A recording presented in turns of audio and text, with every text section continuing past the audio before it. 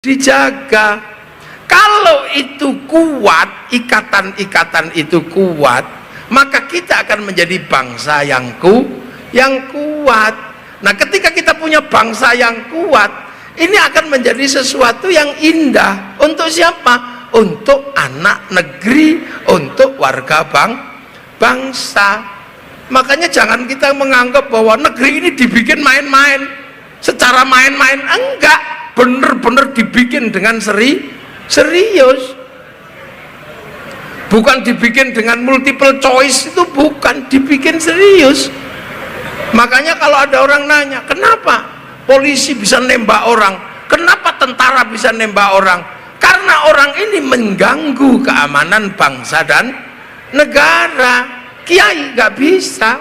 Kiai hanya menganjurkan bagaimana agama menjadi baik. Assalamualaikum warahmatullahi wabarakatuh. Salam sejahtera buat kita semua. Om Swastiastu. Bismillahirrahmanirrahim. Bismillah, alhamdulillah, wassalatu wassalamu ala rasulillah Sayyidina Muhammad ibn Abdillah wa ala alihi wa ashabihi wa mawalah. La hawla wa la quwata illa billah. Yang saya hormati para alim, para ulama, para kiai yang kita cintai bersama, Bapak Kapolri yang telah hadir bersama kita semua, Bapak Kapolda, seluruh jajaran para jenderal yang hadir, Bapak Pangdam yang kebetulan bajunya sama saya, Bapak Gubernur Jawa Barat, Bapak Aing yang kita cintai, dan seluruh jajarannya, Bapak Bupati Bandung. Ini nggak bisa saya sebut semua karena nggak kelihatan. Ini lampu dua ini nggak kelihatan apa-apa di sana. Nggak tahu ada orang apa enggak itu depan itu. Tahu orang lampunya ini. Bisa dikecilin dikit ya. Ini Pak Kapolda tahu kiainya hitam, makanya diterangi. Jadi gini, kita ini kenapa mesti ada upaya untuk membangun negeri? Ini tadi membangun negeri. Karena fitrah perkembangan manusia itu di titik ini adalah sudah titik negara. Kalau awal manusia itu ya titiknya keluarga, Adam, Hawa, dan anak-anaknya. Dari situ melahirkan suku-suku. Kehidupannya masih berbeda-beda di sukunya masing-masing, di bangsanya masing-masing. Problemnya juga beda. Tapi sampai pada satu titik di mana manusia ini membangun satu kekuatan yang disepakati secara bersama-sama, namanya negara. Makanya di tahun-tahun belakangan ada kesepakatan membangun negara. Jadi dulu ada bangsa yang membangun sistem namanya kerajaan, tapi kerajaan pada akhirnya juga berganti menjadi negara demokrasi. Nah, era itulah kemudian era Nabi, eranya Rasulullah. Era Rasulullah itu lahir tahun 571. Itu sudah eranya negara. Eranya sudah negara. Makanya di dalam Al-Quran itu ada surat At-Tin. Wat-tini, demi buah tin. Itu sumpah Allah kepada Nabi Nuh. Waz-zaitun, itu sumpah Allah kepada Nabi Isa, Nabi Ibrahim, buah zaitun. Waturi sinin, dan demi gunung Tursina, itu sumpah Allah kepada Nabi Musa. Nah, Nabi Muhammad ini sumpahnya sudah tentang negara, sudah wahadzal baladil amin, dan demi keamanan bangsa dan negara. Karena kebetulan Nabi ini lahir di era negara. Nah, negara itu untuk apa? Baladil amin, keamanan negara itu untuk apa? Untuk menjaga manusia, karena manusia ini simpul kehidupan. Laqad khalaqnal insana fi ahsani taqwim. Manusia yang baik ini harus terus dijaga. Tidak boleh manusia nggak dijaga, karena manusia ini kalau nggak terjaga, kerusakannya luar biasa. Kerusakan yang ditimbulkan oleh gajah itu kita hitung dengan statistik dan angka-angka. Kerusakan yang ditimbulkan oleh singa kita bisa hitung. Bahkan kerusakan yang ditimbulkan oleh tikus masih bisa kita hitung. Dunia ini. Tapi kerusakan yang ditimbulkan oleh manusia ini kerusakan sistemik. Gunung yang tadinya bagus dijaga oleh harimau aman, nggak ada masalah. Tapi begitu manusia datang, gunung habis. Laut yang dijaga oleh paus biru dan hiu aman. Begitu manusia datang, laut habis. Manusia ini yang terbaik juga punya potensi untuk yang paling rusak. Itu manusia. Dia bisa memperbaiki, bisa merusak. Walaupun dia nggak punya sayap, burung yang demikian kenceng terbangnya habis sama manusia. Diajar sama orang Cipacing itu, yang punya senapan angin itu, yang akhirnya seluruh binatang tidak bisa lagi menanam hutan, karena penanam hutan terbaik adalah binatang. Kalau binatangnya mati, ya pemerintah mesti reboisasi, dan itu kerjaan TNI Polri, nanem. Sungai itu nggak ada manusia, aman. Begitu datang manusia, sak pasirnya habis. Makanya binatang dan tumbuhan itu sempat berdoa. Kemarin waktu COVID itu doanya biar manusia itu habis. Karena seandainya dunia ini ditinggal manusia, dunia ini nggak ada masalah. Chernobyl ditinggal manusia, dia tumbuh menjadi hutan. Dia tumbuh. Tapi begitu kedatangan manusia, habis. Apa sekarang yang nggak habis? Hutan habis. Kalau kedatangan, maka manusia ini harus dijaga. Nah, menjaga manusia ini dengan apa? Yang terbaik, dengan keyakinan kepada sesuatu yang dia cita-citakan. Apa?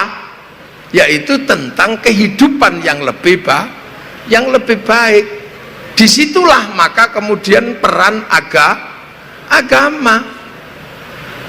Makanya kemudian tsumma radadnahu asfala safilin illal ladzina amanu wa amilus sholihat. Nah, ini sekali-sekali polisi tajak ngaji tafsir. Karena kuncinya di sini nanti. Jadi iman inilah yang pada akhirnya diharapkan akan menjadi pengendali. Makanya Tuhan, kepercayaan apapun, dia selalu berbicara tentang kebaikan. Nasrani yang di awal disebut dalam sumpah Nabi Isa pada Nabi Ibrahim, wazaitun, ini juga tentang kebaikan. Taurat yang diikuti oleh orang Yahudi juga berbicara tentang kebaikan, waturi sinin, dan demi gunung Tursina. Semua tentang kebaikan. Amanu, iman ini tentang kebaikan. Akan tetapi sekali lagi, bahwa manusia yang baik dan agama yang baik tidak akan pernah stabil tanpa adanya baladil amin, tanpa adanya keamanan bangsa dan negara. Iran manusianya baik, ganteng-ganteng, cakep-cakep, agamanya baik. Israel manusianya baik-baik, agamanya juga baik, wong mengikuti Yahudi yang patuh. Afghanistan manusianya baik-baik, ganteng-ganteng, agamanya baik. Tapi dua-duanya rusak tanpa adanya keamanan bangsa dan negara. Keamanan bangsa dan negara itu menjadi penting. Karena apa? Dia menjaga manusia dan menjaga agama. Makanya yang berbicara tentang baladil amin, yang bicara amanu wa amilus sholihat itu beda. Yang berbicara tentang keimanan dan kelakuan baik itu tokoh agamanya masing-masing. Saya Muslim, di situ ada Tionghoa yang beragama Konghucu, di situ ada Nasrani, di situ ada nggak ada Yahudi ya, ada Buddha, ada Hindu, semua ngomongin tentang umatnya masing-masing. Akan tetapi ketika sudah berbicara baladil amin, keamanan bangsa dan negara, dia sudah berbicara tentang antar agama, antar suku, dan antar bangsa. Dan itu kebetulan sekali nenek moyang kita ketika membentuk keamanan bangsa dan negara, strukturnya membuat struktur yang di situ bisa diisi yang berbeda-beda. Karena struktur yang diambil oleh nenek moyang kita membangun negara adalah struktur hidup bersama, walaupun berbeda-beda tapi harus saling tanggung jawab. Konsep hidup berbeda-beda bersama-sama tapi saling tanggung jawab itu ada di dalam konsepnya baladil amin yang dibangun Rasulullah. Apa konsepnya? Kullukum ra'in wa kullukum mas'ulun an ra'iyati. Kalian semua adalah orang yang berbeda-beda dan para pemimpin semuanya harus hidup saling bertanggung jawab antara yang mimpin dan yang dipimpin. Konsep seperti itu namanya ra'iyah. Ra'iyah inilah yang diambil oleh nenek moyang kita untuk menyatukan perbedaan. Ra'iyah itulah yang sekarang kita kenal dengan konsep rakyat. Jadi kita Indonesia tidak menganut konsep people, bukan vox populi vox dei, bukan suara mayoritas suara Tuhan. Karena begitu dia mayoritas, dia menjadi diktator mayoritas. Kita juga bukan komunis, karena kalau komunis itu proletar. Begitu dia mayoritas, diktator proletariat. Kita ini ra'iyah, bisa mimpin dan bisa dipimpin. Makanya jangan pernah khawatir kaum muslimin yang mayoritas di Indonesia tidak akan pernah menjadi diktator mayoritas. Bisa mimpin dan bisa dipimpin. Itu orang Indonesia, dan satu-satunya negara mayoritas muslim yang bisa menerapkan konsep ra'iyah untuk warga bangsanya hanya muslim Indonesia. Ini cita-cita besar yang Arab kembali menjadi kerajaan. Negara-negara di Timur Tengah sebagian menjadi afiliasi komunis. Iran menjadi negara kepemimpinan para imam yang bisa membangun konsep ra'iyah seperti zaman Rasulullah, hanya muslim Indonesia. Makanya kalau kita mau melakukan kerja bersama antar ra'iyah, itu harus bersatu. Beda suku, beda bangsa, beda agama, nggak ada masalah. Konsep kebersamaan dalam perbedaan namanya musyarakah. Makanya kemudian konsep musyarakah diadaptasi ke bahasa Indonesia menjadi masyarakat. Maka kita mengenal istilah masyarakat. Saya sholat, yang nyiapin sarung pabrik, kainnya kebetulan miliknya orang Cina, maka kiai nggak boleh suka ngamuk sama Cina. Cinanya pergi, kita telanjang. Gak bisa. Saya punya pasukan namanya Banser, itu bajunya sama kayak tentara, sama kayak polisi. Yang bedakan itu apa? Tulisannya TNI, Polri, Banser. Itu siapa yang berperan itu? Semua menggunakan mesin satu, mereknya Butterfly, buatan Cina. Loh, itu konsepnya musyarakah, masyarakat. Dia nggak bisa hidup sendiri dan harus saling menghargai. Makanya kalau mau membangun kesepakatan baladil amin, konsepnya wasyawirhum fil amri musyawarah. Musyawarah itu dibentuklah panitia tertinggi, majelis permusyawaratan rakyat. Siapapun bebas, nggak ada turunan ini mau turunan ini. Begitu konsep ro'iyah, setara semua. Yang kawulo jadi kulo bisa pidato, yang orang Sunda tadinya abdi, yang nggak punya hak konstitusi bisa pidato abdi mah, yang hamba sahaya tadinya nggak punya kekuatan struktural apapun bisa pidato saya, yang tadinya turunan dewa yang dipanggil pukulun di Banjar sana bisa pidato ulun. Semuanya setara ketika itu. Makanya ketika musyawarah enak, mau jadi bupati tinggal daftar, mau jadi polisi daftar, mau jadi DPR daftar, mau jadi gubernur daftar. Nggak ada bedanya, semua punya hak yang sama. Nggak ada lagi kami turunan ini, semuanya sama. Setelah daftar, cari pengikut sebanyak-banyaknya. Kalau nggak dapat, beli. Yang penting jangan ditangkap polisi, karena polisi sama tentara itu nyarinya money politik. Maka kasih nama berbeda biar sama-sama nggak dosa. Kalau diterima orang biasa namanya uang bensin, kalau diterima masjid namanya sumbangan, terima kiai namanya bisyaro. Akhirnya konsep itu menjadi apa? Menjadi NKRI. Yang nata itu semua adalah para wali, maka daerahnya disebut wilayah. Maka teritori seperti ini namanya wilayah, namanya NKRI. NKRI ini berbeda.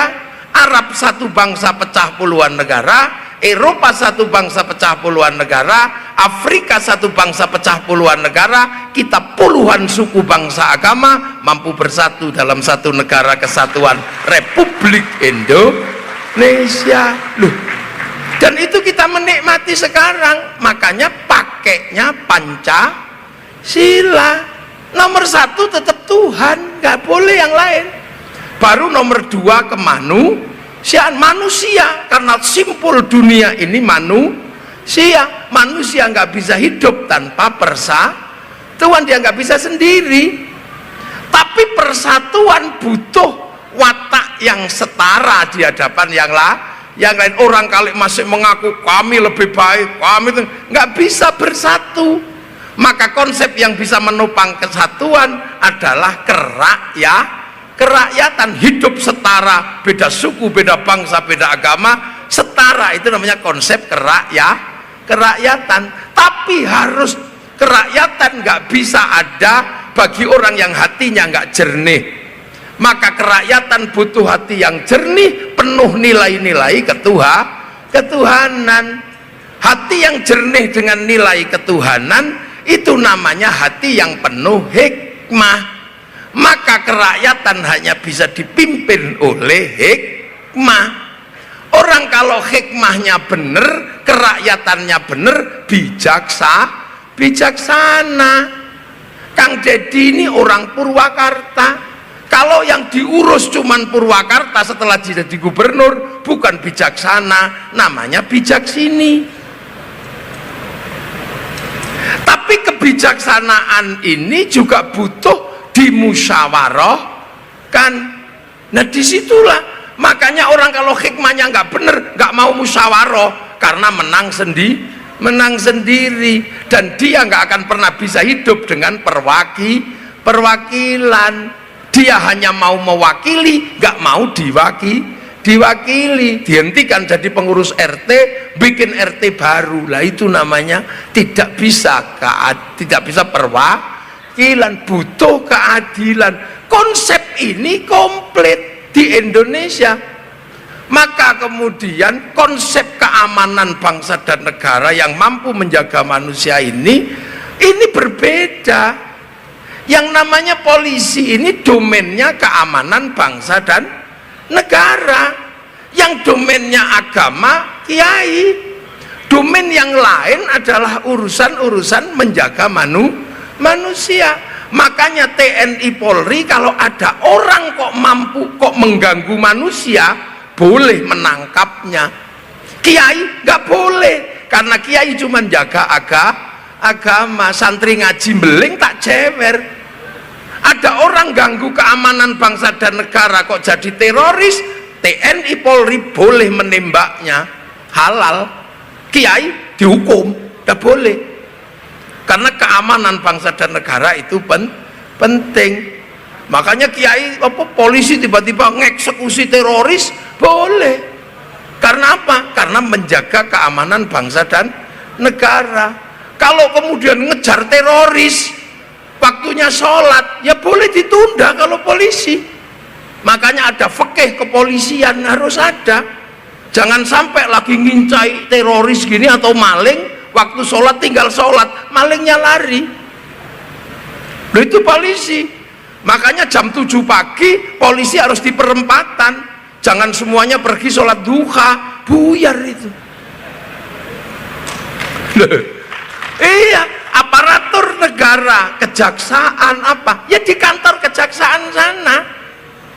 Jangan kemudian waktu orang Pak Camat misalnya ngurus surat, Pak Camatnya kemana? Lagi sholat duha, baca Waqiah, Ar-Rahman. Ya yang ini nggak kau urus, itu biar diurus kiai.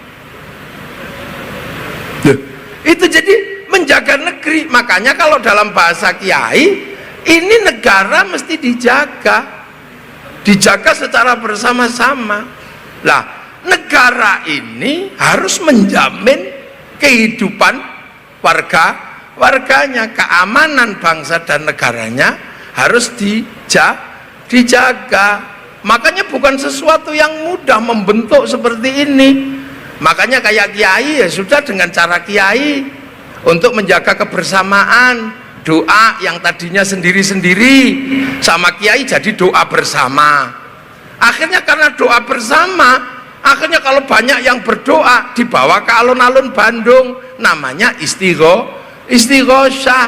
Akhirnya kiainya berdoa, yang lain amin-amin, yang lain jualan bakso, yang lain jualan soto, kerukunan terjaga, roda ekonomi berputar. Dan yang jualan bakso nggak mesti muslim, semuanya bergerak. Kayak puasa gini, mestinya di rumah sendiri-sendiri juga nggak apa-apa. Tapi kaum muslimin Indonesia membuat puasa menjadi jangkar sosial untuk membangun persatuan dan roda ekonomi berputar. Akhirnya ini laku, kurma laku, semangka laku, semuanya tisu lah laku. Ada ekonomi yang berputar. Ada orang mati, makanya kita bersama 3 hari, 7 hari. Ayam laku, besek laku, sound system laku, tenda laku, semuanya berputar. Bulan Maulid itu kalau mau dihitung setiap kampung muludan, anggaran 50 juta nggak cukup. Membangun kebersamaan seperti itu nggak cukup. Coba kalau diserahkan sama gubernur, habis duitnya. Se-Jawa Barat itu habis duit untuk bangun mulutan tok. Ini dipakai MBG itu aja sudah anggarannya segitu gede. Nah kalau bulan Maulid itu kasih makan satu tempat itu 5.000 orang, 5.000 orang. Mandiri. Karena apa? Kita sadar kebersamaan dan roda ekonomi harus dijaga. Kalau itu kuat, ikatan-ikatan itu kuat, maka kita akan menjadi bangsa yang kuat.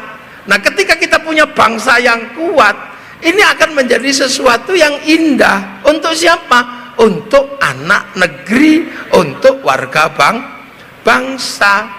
Makanya jangan kita menganggap bahwa negeri ini dibikin main-main.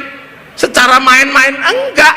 Bener-bener dibikin dengan serius. Bukan dibikin dengan multiple choice, itu bukan, dibikin serius. Makanya kalau ada orang nanya, kenapa polisi bisa nembak orang, kenapa tentara bisa nembak orang? Karena orang ini mengganggu keamanan bangsa dan negara. Kiai nggak bisa. Kiai hanya menganjurkan bagaimana agama menjadi baik. Udah habis waktunya. Sudah. Mohon izin, Gus, sudah berkumandang azan maghrib. Ya, karena sudah berkumandang azan, ya alhamdulillah. Ini selanjutnya kita buka puasa bersama. Allahumma laka sumtu wa bika amantu wa ala rizkika aftartu bi rahmatika ya arhamar rahimin. Allahumma barik lana fima razaqtana wa qina adzabannar. Sallallahu alaihi wasallam Muhammadin alhamdulillahirabbil alamin. Al-Fatihah. Siratal ladzina an'amta 'alaihim ghairil maghdubi 'alaihim waladdallin. Amin. Assalamualaikum warahmatullahi wabarakatuh. Waalaikumsalam. Terima kasih.